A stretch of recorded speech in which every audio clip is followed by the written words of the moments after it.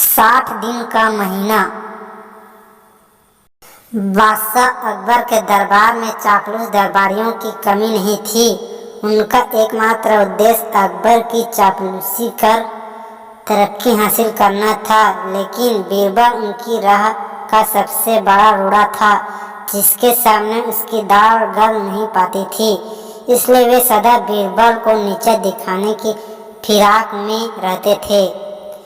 एक दिन दरबार लगा हुआ था। बीरबल सहित सभी दरबारी दरबार में उपस्थित थे।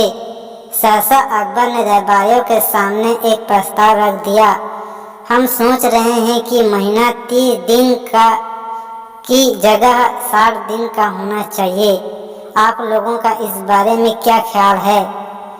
यह सुना था कि चापलूस दरबारी हाँ में हाँ मिलाने लगे।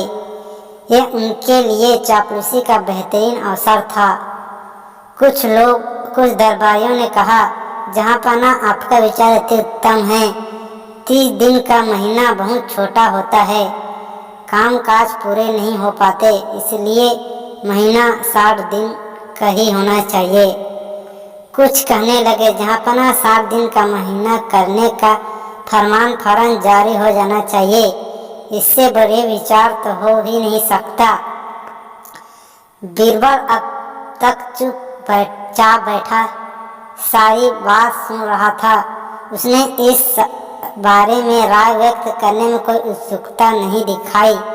बीरबल को खामोश देख अकबर ने पूछा, बीरबल, तुम इस बारे में क्या कहते हो? क्या तुम्हारी राय भी अन्य दरबारियों की तरह ही है? हुजूर, 30 दिन से 60 दिन का महीना कर देने का विचार उत्तम है, किंतु इसके लिए एक काम करना होगा। बीरबल शांति से बोला। अकबर कुछ कहते उसके पहले ही दरबारी एक स्वर कहने लगे, हम बादशाह सलामत के आदेश का पालन करने के लिए कोई भी काम करने को तैयार हैं। अच्छी बात है, बीरबल बोला। आप लोग तो जानते होंगे कि पृथ्वी पर 15 दिन चांदनी रातें और 15 दिन अंधेरी रातें चंद्रमा के कारण होती है।